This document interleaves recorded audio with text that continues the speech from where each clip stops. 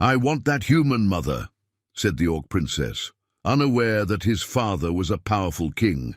There are moments in life when wanting something changes everything, when a simple desire becomes the first domino that topples an entire world. This is the story of an Orc princess who pointed at a prisoner and said 4 words that would start a war. She didn't know he was a prince. He didn't tell her. And that lie would break both their hearts and nearly destroy 2 kingdoms. The dungeons of the Bloodstone Fortress smelled like every dungeon in the world: iron, desperation, and the particular stench of hope dying slowly. But Princess Raka didn't notice. She'd been coming down here since she was 12, when other noble Orc children were learning proper etiquette and the 73 ways to hold a ceremonial blade without dishonoring your ancestors. Raka preferred the dungeons. Down here, everyone was honest. Pain made people truthful in ways palace politics never could. She walked past the cells with the confidence of someone who'd never been caged.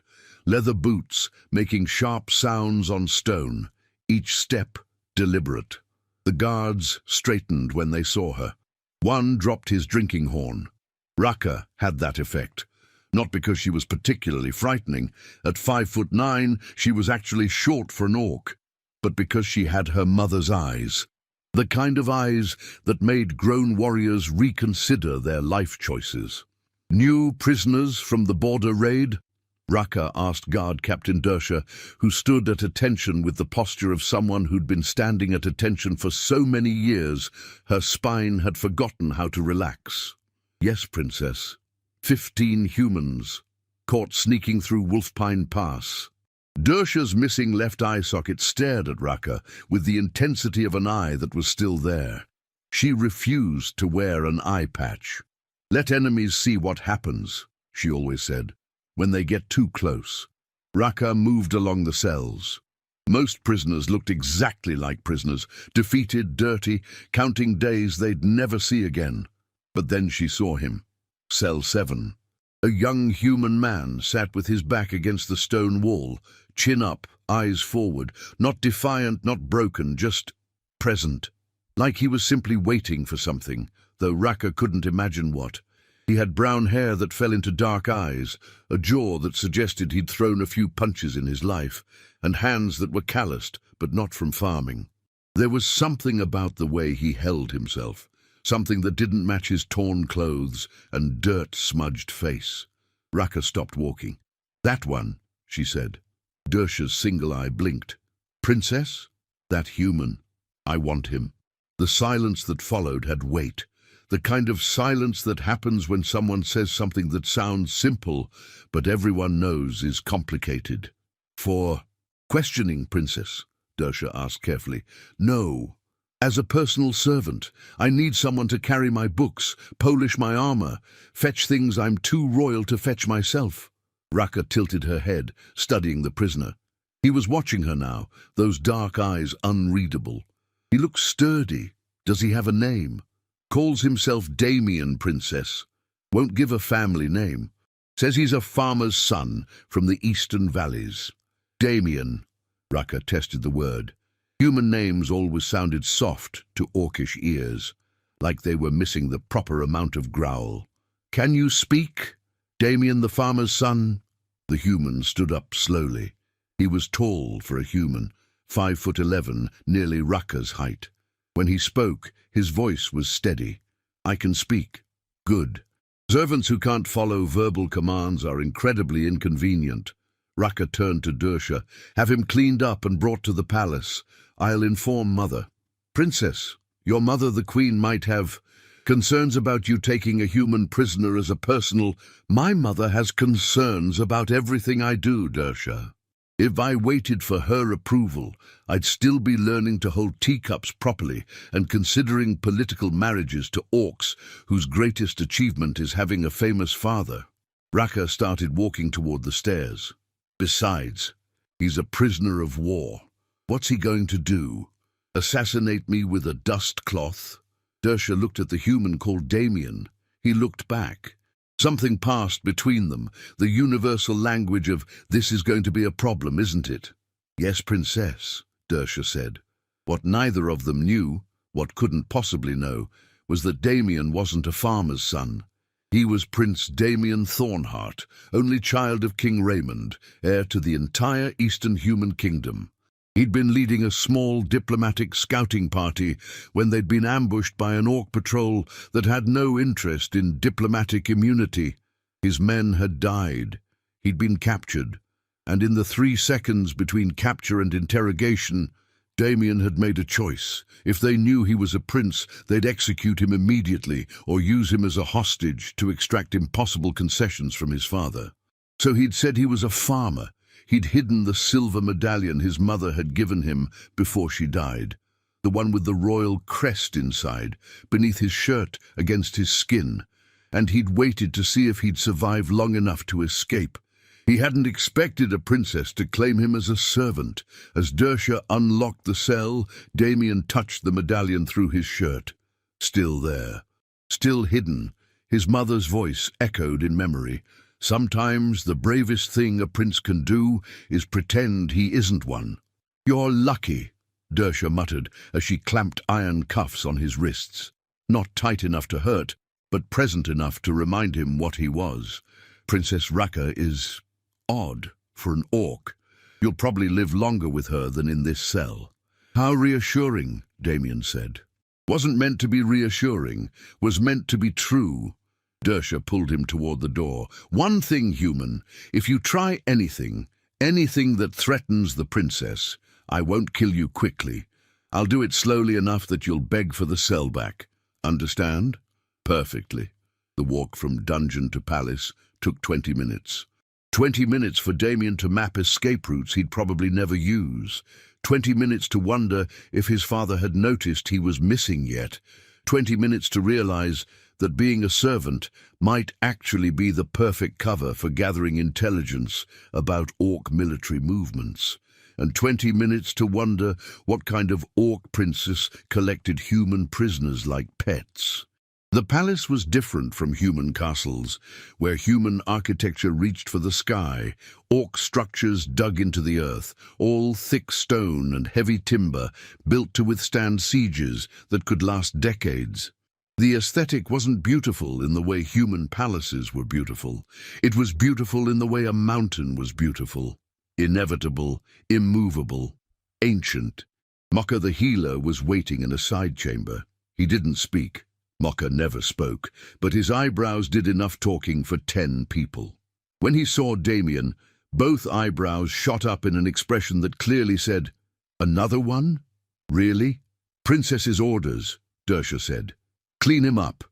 Mokka grunted, concerned grunt, gestured to a large stone tub, "Sit," and began preparing hot water with movements that suggested he'd done this many times before and found it tedious every single time. The bath was the first hot water Damien had felt in 6 days. He tried not to show how good it felt, tried not to let his guard down.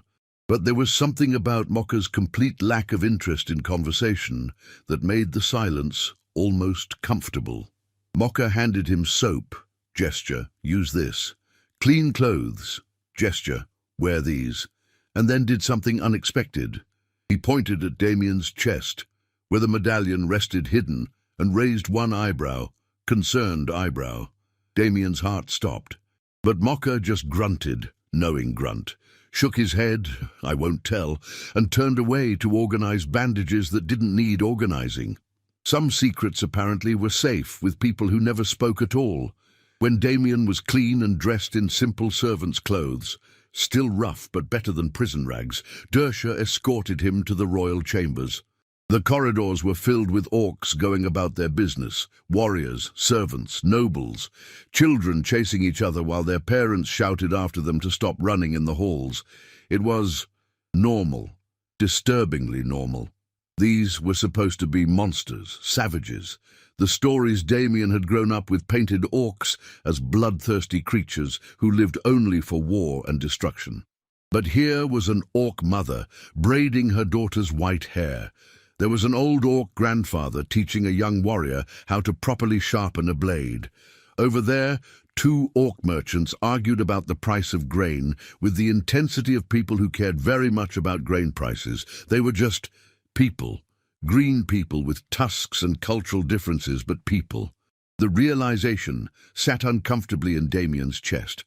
Princess Rucka's chambers were smaller than he'd expected. No grand throne room or excessive decorations. Just a large space with training weapons on one wall, books piled on every available surface, and windows that overlooked the mountains. It was the room of someone who read more than they slept and trained more than they socialized. Rucka stood by the window, still in her leather armor. She didn't turn when Dersha entered. "Leave us," she said. Dersha hesitated. Her hand moved toward her weapon. "He's unarmed, Dersha, and I've been training since I was 6. I think I can handle one exhausted human." Rucka finally turned. "Besides, if he tries to kill me, you'll hear me scream. These walls are thick but not soundproof. Your mother will hear about this regardless of what we do. Might as well let her yell at me for something I actually enjoyed doing." Rucka smiled. It wasn't a cruel smile, just tired. "Go. I'll summon you if I need you." Dersha left with the reluctance of someone walking away from a disaster in progress. The door closed. Damien and Rucka stood 10 feet apart, studying each other. "So," Rucka said finally, "Damien the farmer's son, are you going to try to kill me?" "No." "Are you going to try to escape?" "Not immediately." "Honest." "I like that." Rucka moved to her desk. More accurately, her desk-shaped pile of papers and books. "Most servants lie about the escape thing. They say, 'No, princess, never, princess. I love being enslaved, princess. I prefer you.' Glad to be preferred. Don't be smug. You're still property." But her tone lacked the edge that should accompany that statement. "Sit." Damien sat in a wooden chair that was definitely built for someone orc-sized. His feet barely touched the ground. Rucka pulled out a piece of parchment and a quill. "I need to write a formal report for my mother about why I claimed a prisoner. She'll require justification. Help me make this sound official." "You want me to help you justify enslaving me?" "See, when you say it like that, it sounds bad." Rucka tapped the quill against her tusk, a gesture Damien would learn was her thinking tell. How about this? In an effort to improve human-orc relations through cultural exchange and demonstration of mercy, I have selected a prisoner for personal service, thereby showing that orcs can be magnanimous conquerors. That's actually not terrible. I know. I'm very good at making terrible things sound reasonable. It's a family trait." Rucka started writing. "My mother does it with war. I do it with everything else." The scratching of quill on parchment filled the silence. Damien watched her write. Her handwriting was surprisingly elegant for someone who probably spent more time holding swords than pens. "Why did you really choose me?" Damien asked. Rucka stopped writing. For a long moment she didn't move. Then, "You looked at me. Everyone looks at you. You're a princess." "No. Everyone looks at Princess Rucka, daughter of Queen Vorga, future leader of the Bloodstone clan, political asset, breeding stock for advantageous marriages." She set down the quill. "You looked at me like I was just a person walking past your cell, like you were measuring me as me, not what I represented. I was measuring whether you were going to have me executed. See? Honest and practical. Excellent qualities in a servant." Rucka smiled again. This time it reached her eyes. "Also, I've never had a human servant before. I wanted to see if the stories were true." "What stories?" "That humans are weak, fragile, inferior." She leaned back in her chair. "Are you?" Damien thought about his answer carefully. "We break more easily. We don't live as long. We're smaller." He met her eyes. "But we're not inferior, just different." "Different," Rucka repeated. "I like that word better than the ones we usually use." It was such a small moment, just 2 people from different species agreeing on a word, but Damien felt something shift, something that would matter later, though he didn't know it yet. What he did know was that the silver medallion pressed against his chest felt heavier than before. Every moment he didn't tell the truth was another stone added to a wall that would eventually have to come down. But not today. Today, he would survive. Today, He would be Damien the farmer's son, and he would hope that tomorrow he'd still be alive to regret it. The first week was strange. Damien had expected cruelty, expected to be worked until exhaustion, beaten for small mistakes, treated like the enemy he technically was. That's what prisoners were for, weren't they?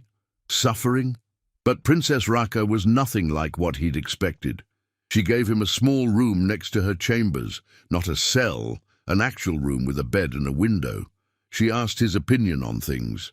She taught him Orcish words, while he taught her human ones.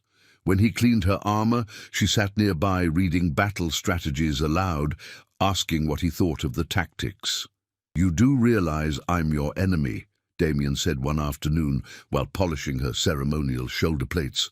"Are you planning to overthrow the Orcish Empire?" Raka asked, not looking up from her book. "Not actively." "Then you're not my enemy. You're just someone who happened to be born on the wrong side of a border, drawn by people who died centuries ago." She turned a page. "I've been thinking about that a lot lately. How much of war is actual conflict versus inherited grudges we're too proud to let go?" Damien paused mid-polish.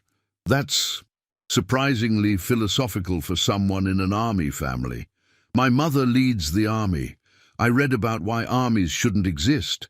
It's a whole thing between us." Raka closed the book. "Tell me about human farms. Your family's farm." The lie came easily now. Too easily. Damien had practiced his fake backstory so many times it almost felt real. Small. 20 acres. We grew wheat mostly. Some vegetables. My father wanted me to take over, but... He shrugged. "I wanted to see more of the world first. And instead you got captured by orcs. Careful what you wish for. The irony isn't lost on me. Do you miss it? The farm?" Yes, Damien thought, but not a farm. He missed his father's war room, where they'd spent evenings discussing philosophy and politics. Missed the castle library where he'd learned 6 languages. Missed the training yard, where Felix had taught him that a smaller fighter could beat a stronger one with the right techniques. "Sometimes," he said instead. "Mostly I miss not being a prisoner." "You're barely a prisoner anymore. You have your own room. You eat the same food I do. Yesterday you argued with me about military strategy for an hour, and I let you win 3 points. 2 points. The third one you conceded sarcastically. Still counts." Raka stood, stretching. "Come on. I want to show you something." She led him through corridors he hadn't seen before, downstairs, through a guarded door and into a garden. It shouldn't have surprised him. But somehow, finding a lush green garden in the heart of an orc fortress felt like discovering a secret the world had forgotten to mention. Trees grew tall, their leaves whispering in wind that smelled like rain and earth. Flowers bloomed in colors that didn't match, purple next to red next to yellow, in chaotic beauty that suggested whoever planted them cared about life, but not about aesthetics. "This is my mother's garden," Raka said quietly. "She made it 30 years ago, when she first became queen. Said she needed somewhere that didn't smell like war. I didn't know orcs gardened. There's a lot you don't know about orcs. That's kind of my point in bringing you here." Raka walked to a stone bench beneath a massive oak tree. "Sit." They sat. Above them, leaves moved like green flames. For a moment, neither spoke. "Do you know why we're at war?" Raka asked. "Because orcs and humans have always been at war." "But why?" Damien thought about it. Really thought about it. "I don't actually know. Neither do I. I've read 70 years of military records, studied every major battle, and you know what I found? The original reason was a border dispute over a valley that doesn't even exist anymore. It got destroyed in the Third War. But we kept fighting, and fighting, and now nobody remembers why we started. We just know that we hate each other, and that's reason enough. Is there a point to this historical lesson?" "The point," Raka said, turning to look at him fully, "is that you're the first human I've ever had a conversation with, and you're nothing like what I was taught humans were, which makes me wonder what else I was taught wrong." Their eyes met, held. Something passed between them in that moment. Something neither was ready to name. Something that felt dangerous and inevitable at the same time. Damien's hand unconsciously moved to his chest, where the medallion rested hidden. The weight of his lie felt crushing suddenly. She was opening up to him, questioning everything she knew, and he was lying to her face about who he was. "Raka! Princess Raka!" A voice shattered the moment. Dersha appeared at the garden entrance, breathing hard. "The Queen requests your immediate presence in the war room." The softness vanished from Raka's face. She stood, instantly transforming from thoughtful girl to commanding princess. "What's happened?" "The human kingdom. King Raymond has declared total war. They're mobilizing the entire Eastern Army. Intelligence suggests they're marching toward our borders within the week." Damien's blood turned to ice. His father was coming. "Total war?" Raka's voice was sharp. "Why now? What changed?" "They're saying—" Dersha glanced at Damien, uncertain. "They're saying one of their nobles was captured. Someone important. And King Raymond has sworn to burn every Orc settlement to ash until we return him." The world tilted. Raka followed Dersha's gaze to Damien. Her eyes narrowed. How important would a noble have to be for a king to start a total war? "Very important," Damien managed to say. His mind raced. His father was going to destroy the entire Orc nation to find him. How many would die? How many already had? "Come on," Raka said, her tone cooled. "Mother will want to question all human prisoners, including you." As they walked back through the garden, Damien's hand clutched the medallion through his shirt. The truth was coming whether he wanted it or not. War had a way of exposing every secret. The question wasn't if Raka would discover who he really was. The question was whether she'd forgive him when she did. The war room was exactly what it sounded like. A massive stone chamber, dominated by a table covered in maps, troop markers, and the visual representation of death. Queen Vorga stood at the head of the table, looking exactly like someone who'd been leading armies, longer than most warriors, had been alive. At 5'7", she was shorter than her daughter, but carried twice the presence. When she spoke, generals listened. When she frowned, empires reconsidered their strategies. She was frowning now. "The human king has gone mad," she said without preamble as Raka entered. "He's threatening to exterminate every Orc between here and the sea unless we return whoever we captured. He's calling them a prince, but according to our records, we captured no nobility in that border raid. Just soldiers and a handful of scouts." Raka's eyes flickered to Damien, who stood by the door with Dersha's hand firmly on his shoulder. "Maybe he's lying," General Kragmar suggested. The massive Orc warrior had 3 skulls hanging from his belt, the ones he consulted before major decisions. Humans lie. It's their primary tactical advantage. "King Raymond doesn't bluff," said another general. "If he says he'll burn everything, he means it. Then we prepare for siege. We've held these mountains against human armies before, not against one this size. Intelligence reports suggest he's mobilized everything. Every knight, every soldier, every farmer who can hold a spear. This isn't a military campaign, this is extinction-level warfare." Vorga's frown deepened. "Over one person. Over his son," Felix's voice rang out. Everyone turned. A human man stood in the doorway, grey-haired, dignified, with the bearing of someone who'd spent a lifetime in royal courts. He was flanked by Orc guards, clearly a prisoner but treated with cautious respect. Damien's heart stopped. Felix, his father's advisor, his mentor. What was he doing here? "Who are you?" Vorga demanded. "Sir Felix Ashford, advisor to King Raymond." Felix bowed with precise correctness. "I was captured 2 days ago when I came under white flag to negotiate. Your border guards didn't care much for white flags. Speak quickly, human.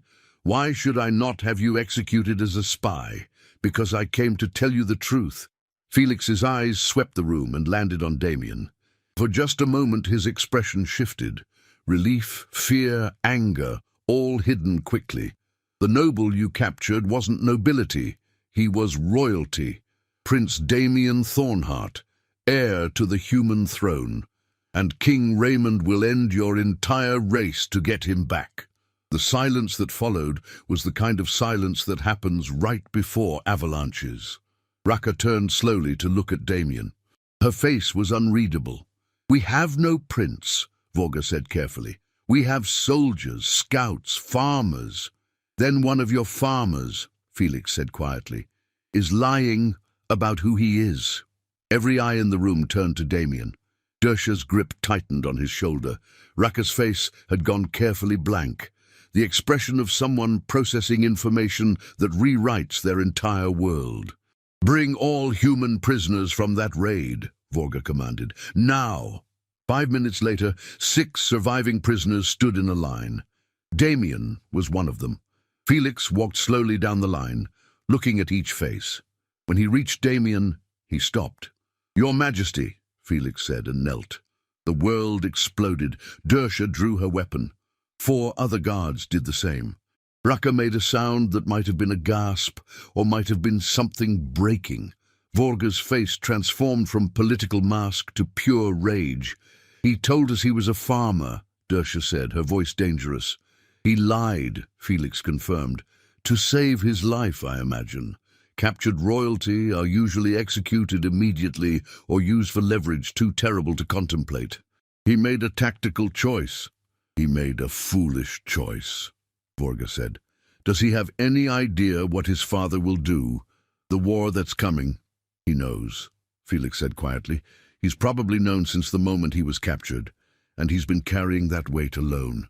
Damien finally found his voice. "I'm sorry. It was inadequate, pathetic, but it was all he had." Raka was staring at him. Not with anger, not with betrayal, just staring, like she was looking at a stranger wearing a familiar face. "You lied to me," she said. "Yes. Every day, every conversation, every moment when I thought we were—" She stopped, swallowed. "You lied. I didn't know what else to do. You could have told the truth. They would have killed me." "I wouldn't have." The words ripped out of Raka with force that made several guards step back. "I wouldn't have killed you. I'm not a murderer, but you didn't trust me enough to find out, did you? You just lied and let me believe." She didn't finish. Didn't need to. Damien wanted to explain. Wanted to tell her that he'd wanted to tell her 100 times. That every moment of deception had felt like swallowing glass, that he'd never meant for her to care about him, never meant to care about her, never meant for any of this to become real. But what did intentions matter when the result was war? "Put him in the vault," Vorga said.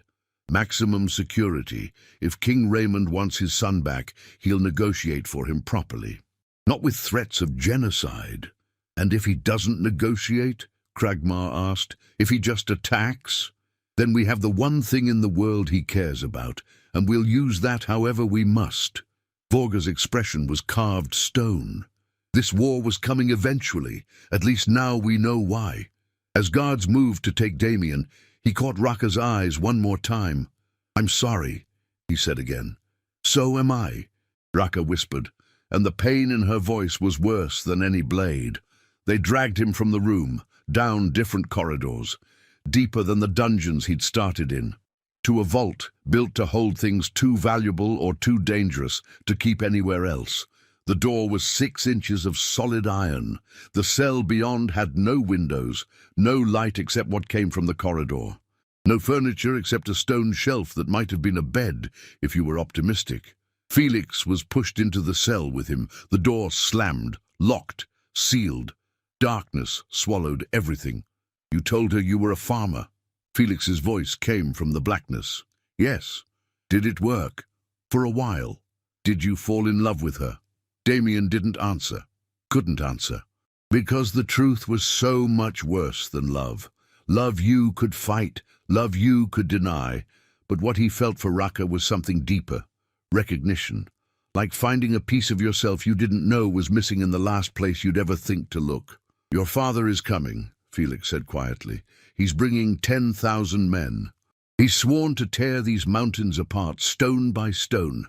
How many will die?" Thousands, maybe tens of thousands. Felix's voice was heavy. Human and orc both. All because a prince decided to lie instead of trust.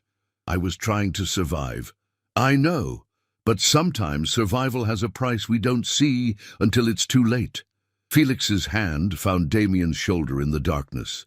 What are you going to do? I don't know. Well, figure it out, because when your father arrives, he won't stop until either you're free or everything is ashes, and I'm not sure which outcome is worse. Damien leaned his head against cold stone. Somewhere above, Raka was probably in her room, maybe crying, maybe furious, maybe both. He touched the medallion at his chest. The secret that had destroyed everything. His mother's voice echoed in memory. Sometimes the bravest thing a prince can do is pretend he isn't one. She'd been wrong. The bravest thing he could have done was tell the truth, even if it killed him. Now the only question was, could he find the courage to do it now, when it mattered most? When the cost wasn't just his life, but the lives of everyone caught between two kingdoms that had forgotten how to be anything except enemies. Outside the cell, he heard footsteps, multiple guards. Then Vorga's voice, cold and commanding. Prepare him for transport.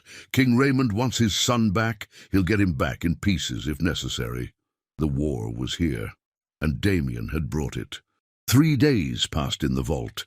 3 days of darkness broken only when guards brought food. 3 days of Felix explaining in careful detail how badly Damien had miscalculated everything. Your father isn't just angry, Felix said on the 3rd night. He's destroyed.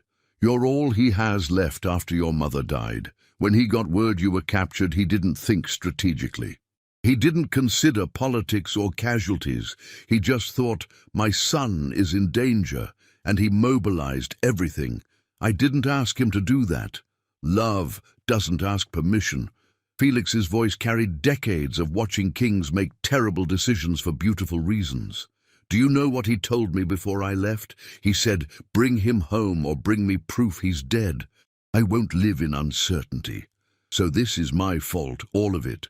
No, this is the fault of generations who chose war over understanding. You're just the match that lit a fire that was always waiting to burn.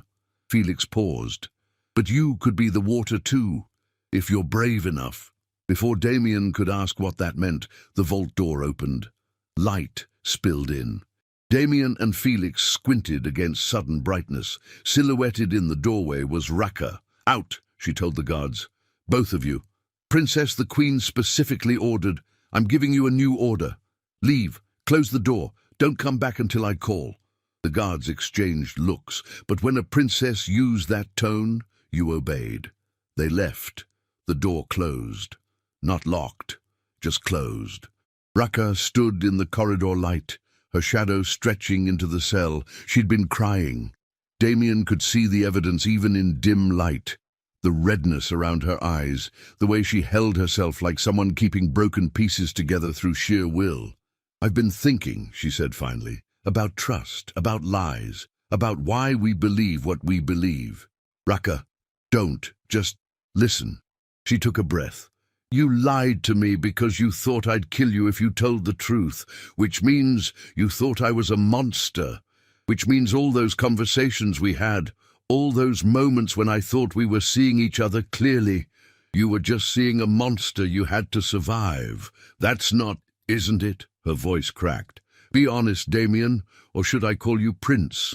Your Highness, what's the proper title for someone who made me fall in love with a person who doesn't exist? The words hung in the air like smoke after a fire. I never meant for you to... I know.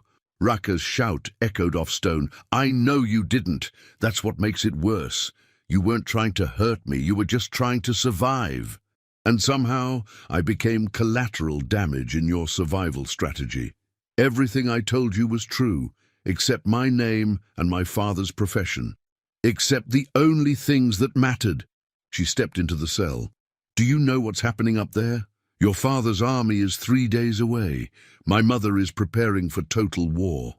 We have supply lines organized, defensive positions established, and a strategy that will kill approximately 30,000 humans and 18,000 orcs in the first month alone. That's before starvation, disease, and the inevitable collapse of both kingdoms' economies. She pulled something from her pocket, held it up. The silver medallion caught the light. Damien's hand went to his chest. It was gone. When had Mocha found it when he treated a cut on your ribs 2 days ago? He gave it to me, didn't say a word, because he never does, but his eyebrows said plenty. Raka opened the medallion. Inside, the royal crest gleamed. A lion. How poetic. The brave prince hiding among the monsters. I was going to tell you. When? After the war? After my mother executed you? After your father burned my home to the ground? She closed the medallion with a snap. Or were you just going to keep lying until someone died? I don't know. The admission ripped out of him. I don't know what I was going to do. Every day I woke up and thought, today I'll tell her, and every day I couldn't because what if you did kill me? What if telling the truth made everything worse? So I just kept lying, and lying, and lying until the lie was too big to ever fix. Silence. Then, I wouldn't have killed you. You don't know that. Yes, I do. Raka sat down on the stone floor, suddenly looking exhausted. You want to know how I know? Because 3 days ago, when I found out who you were, my first thought wasn't traitor or enemy or liar. It was, he must have been so scared. My first instinct was to protect you, even knowing you'd lied, even knowing what was coming. I wanted to protect you. She laughed bitterly. I'm an idiot. You're not. I am. I fell in love with a lie. You fell in love with me. The lie was the name. Everything else was real. Was it? Raka looked at him. The conversations about peace, about questioning war, about building bridges instead of burning them, were those real? Or were you just saying what I wanted to hear? Damien moved to sit beside her, slowly, giving her space to object. She didn't. Every word was real, he said quietly. The man you knew, that's me. That's who I am when I'm not wearing a crown, or leading diplomatic missions, or being the heir everyone needs me to be. That's the person I want to be, someone who questions, who thinks, who believes war is a failure of imagination, not an inevitability. And your father, what does he believe? He believes I'm worth burning the world for. Damien closed his eyes. He's not a bad man, Raka. He's just a father who lost his wife and can't bear to lose his son too. He's making terrible decisions for the best reasons. The best reasons still kill people. I know. They sat in silence. Two young people who'd somehow become the center of a war neither wanted. I have a plan, Felix said suddenly from the darkness. Both of them had almost forgotten he was there. It's insane, likely to get us all killed, but it's better than the alternative. What's the alternative? Raka asked. War. Genocide. The end of any possibility that orcs and humans can ever see each other as anything except enemies. Felix moved into the light. Your mother wants to use Damien as leverage. His father wants to use force to take him back. Both strategies end in maximum bloodshed. So what's your plan? Damien walks out of here, publicly, voluntarily, with you beside him. Felix looked between them. You go to the battlefield together, you stand in front of both armies, and you tell them the truth. That's not a plan, Damien said. That's suicide. Maybe, or maybe it's the only honest thing left to do. Felix's voice was gentle.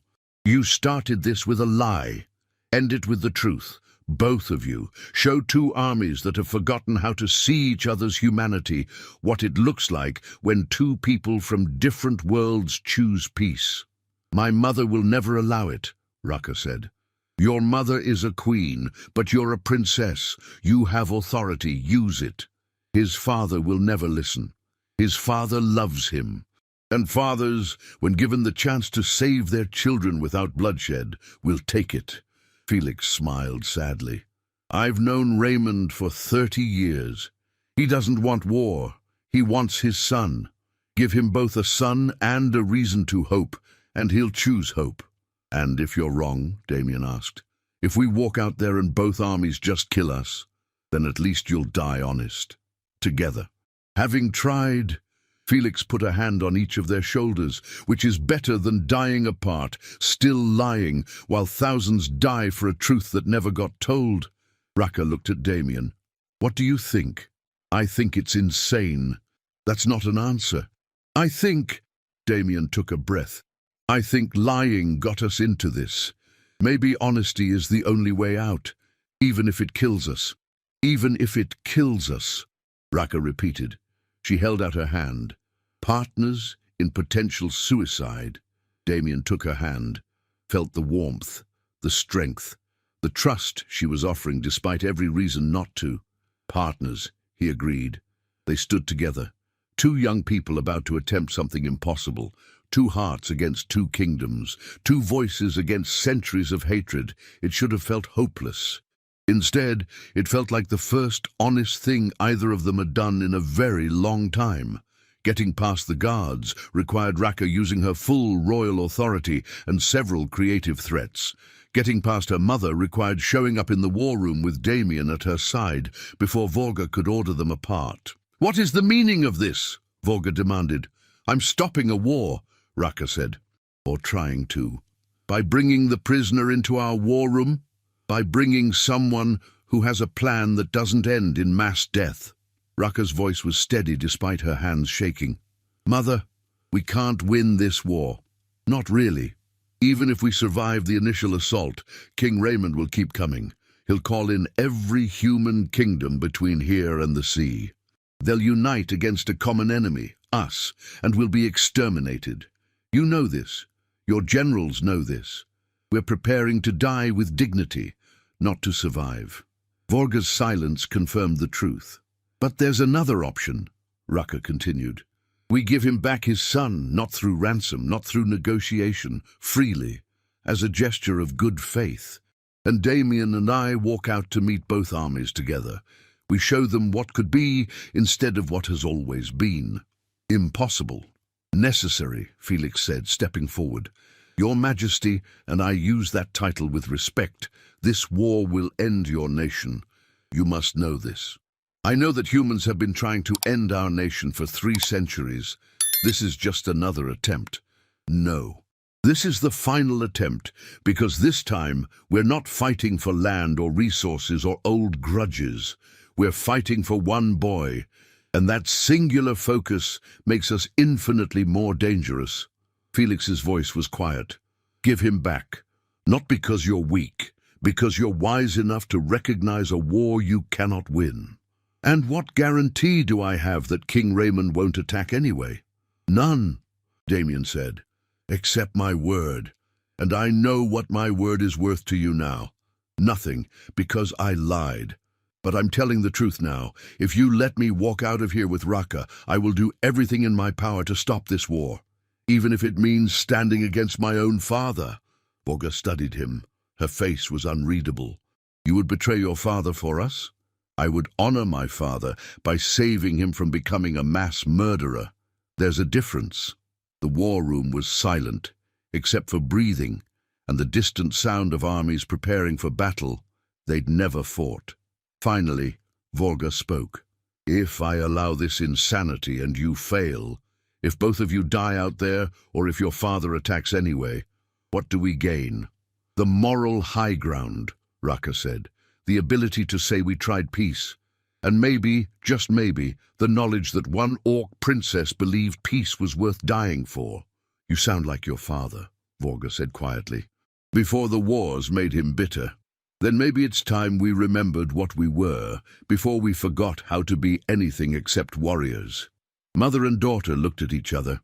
Decades of disagreements and love and frustrated hopes passed between them in that gaze. If you die out there, Vorga said finally, I will raise the human kingdom to its foundations. If I die out there, Raka replied, I'll already have failed so completely that revenge won't matter anymore. You're so young, you don't understand yet that everything matters. I understand that 50,000 people are about to die, That matters more than my pride or yours." Vorga closed her eyes. When she opened them, she looked older, tired. "Go. Do your impossible thing. I'll give you until sunset. If diplomacy fails, we prepare for war." "Thank you, Mother." "Don't thank me. I'm probably sending you to your death." Vorga's voice cracked just slightly. "But you're right. This war ends in our extinction either way. At least your way offers dignity." They rode out an hour later, no weapons, no armor. Just Raka in simple leather clothing and Damien in clean garments that didn't mark him as prisoner or prince. Felix rode with them as witness and mediator. The battlefield was a valley between two ridges. On one side, the Orc army, 12,000 warriors in formation, disciplined and ready. On the other side, the human army, 16,000 strong, armor glinting in afternoon sun, siege weapons positioned, cavalry ready. Between them, empty ground where grass grew and wildflowers bloomed, completely unaware that they were about to be crushed by the weight of history. Raka and Damien rode to the center of that empty space and stopped. From the Orc side, drums began beating. From the human side, war horns sounded. "This is the part where we probably die," Raka said. "Probably," Damien agreed.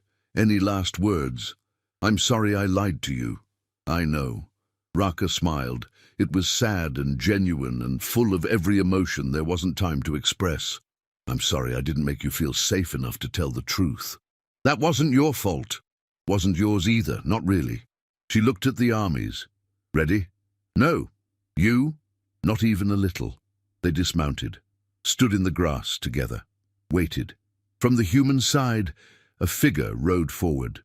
King Raymond, older than Damien remembered, more worn, but still radiating the authority of someone who'd ruled for 30 years. He stopped his horse 20 feet away. "Damien," he said. Just that. Just his son's name, carrying all the weight of 3 weeks of fear and fury and relief. "Father, I'm taking you home now." "Not yet." Damien didn't move toward him. "There's something I need to say first, something you need to hear. Both armies need to hear. We can talk at home." "No!" The word echoed across the valley. "We talk here. Now. In front of everyone. Because what happens next determines whether we build peace or guarantee mutual destruction." Raymond's face hardened. "You're in no position to make demands. I'm in the only position that matters. I'm the reason you're here. I'm the reason 50,000 people are about to kill each other." Damien's voice carried across the field. "I'm the ally that started this war. So let me be the truth that ends it." Silence. Then Raymond dismounted, walked forward until he stood before his son. "Speak." Damien turned to face both armies. Raka stood beside him.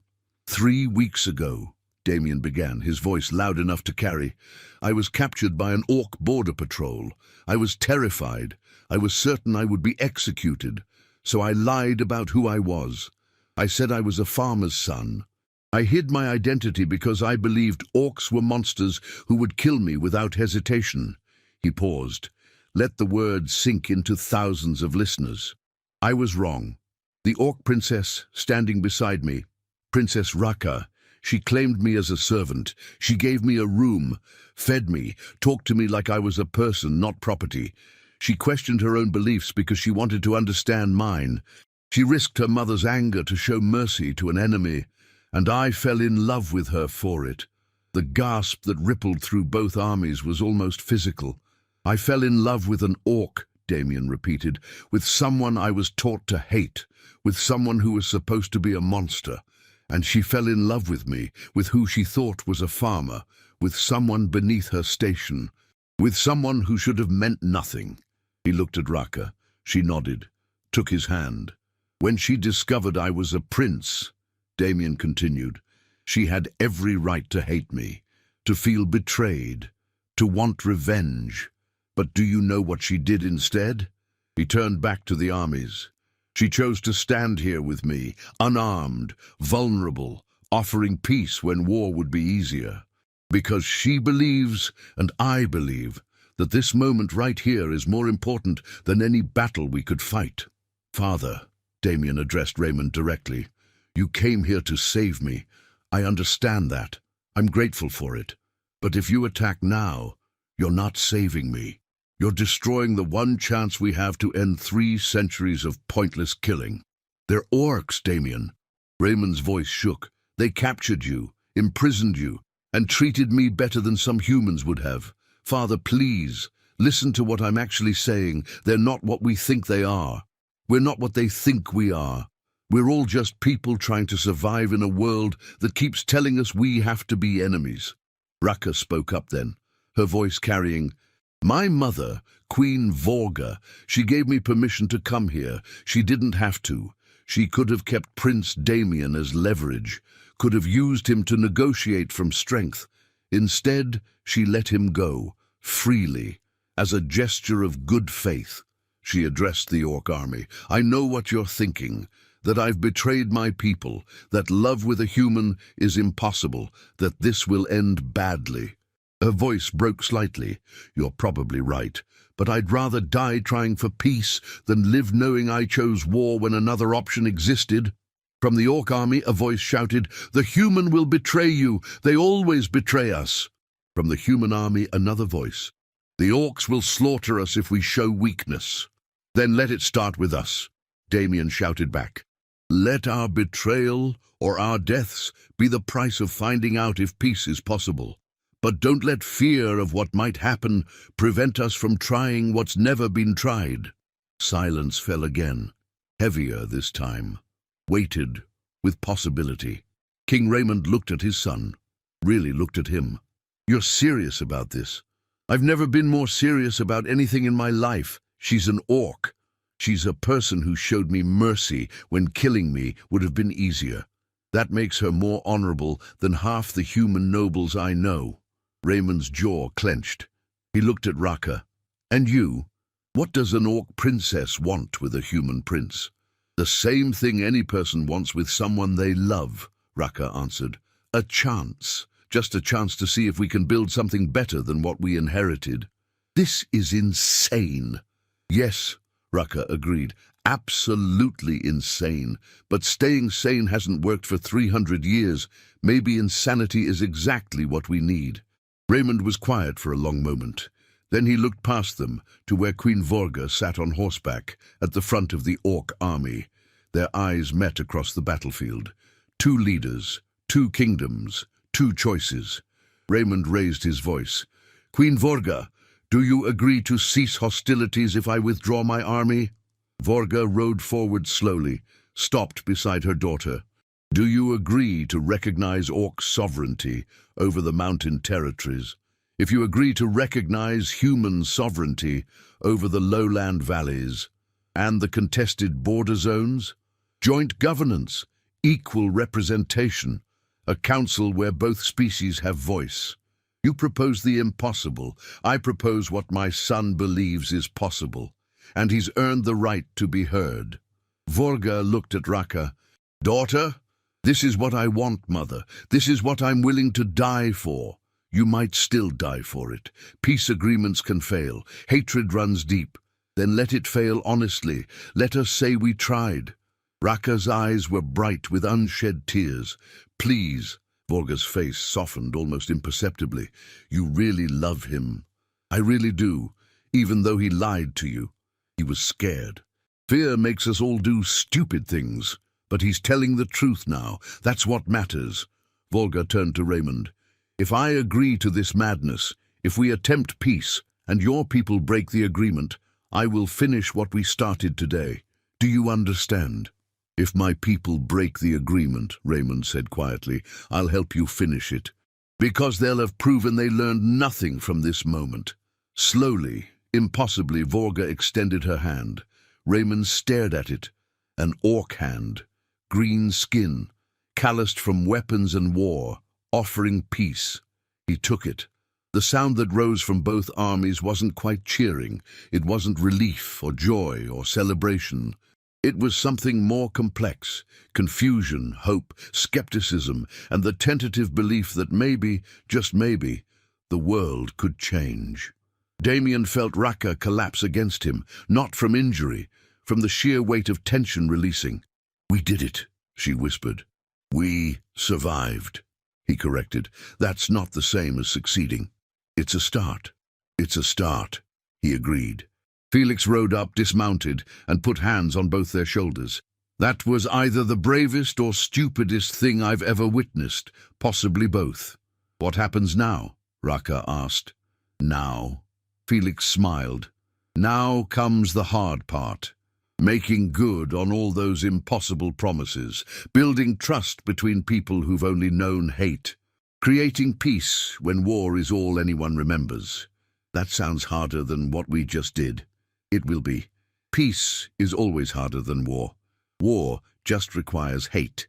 Peace requires hope, and hope is exhausting." Raymond approached. Up close, Damien could see how much the last weeks had aged him. "Son, father, we need to talk. About many things. About what happens next. About her." He glanced at Raka. "But first," his voice broke, "first, I just need to hold my son and remember how to breathe."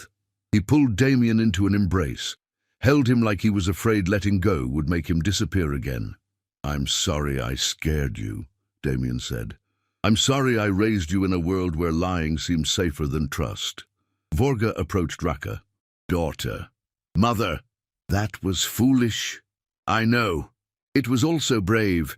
Your father would have been proud." "Would have been, past tense." Vorga smiled slightly. "Is proud, wherever he watches from." They didn't embrace. Orcs showed affection differently than humans, but Vorga placed her hand on Raka's shoulder. For orcs, it was the equivalent of what Raymond had done. The armies began to stand down, weapons lowered, siege equipment packed up. Soldiers who moments ago had been ready to die looked at each other across the valley with something new in their eyes. Not quite friendship, not yet, but not quite enmity either. Something in between, something unnamed, something possible. As the sun set over the valley, 4 people stood together in the growing darkness. 2 humans, 2 orcs, bound by blood and choice and the fragile hope that maybe, just maybe, they could build a world where those differences didn't require violence. It wasn't a happy ending. Not yet. There would be challenges ahead, resistance, prejudice. People on both sides who couldn't let go of generations of hate. But it was a beginning, and sometimes beginnings are enough. 6 months later, the first Human-Orc Council met in a neutral fortress built specifically for the purpose. It was ugly architecture, neither human nor orc, a compromise between aesthetics that satisfied neither side but offended both equally, which made it perfect. Damien and Raka attended not as prince and princess, but as ambassadors. They'd given up their royal titles, not officially, but practically. Both had more important work to do than wear crowns. The council meetings were disaster, arguments that lasted hours, compromise that satisfied no one, progress measured in inches when miles were needed. But they met, week after week. And somehow, slowly, impossibly, things changed. Trade routes opened. Joint patrols were established on borders. A human child waved at an orc merchant, and the orc waved back. An orc family sheltered a human traveler during a storm. Small moments, insignificant individually, but collectively they added up to something that looked almost like peace.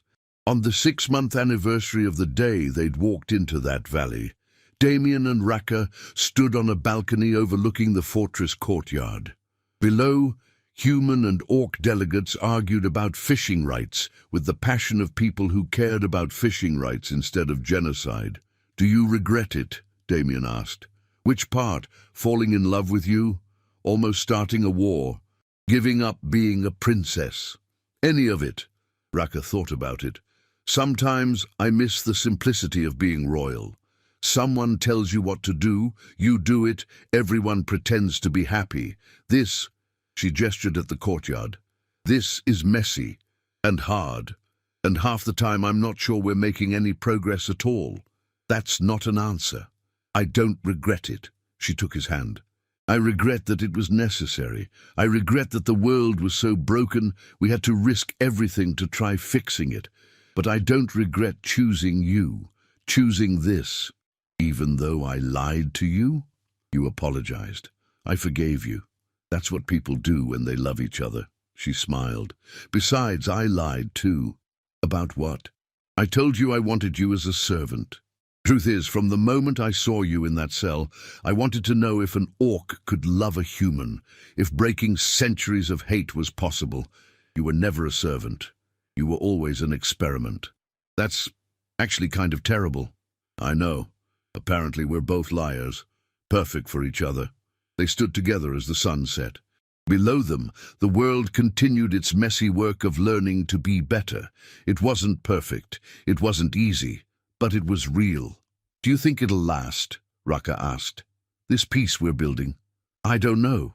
Maybe not.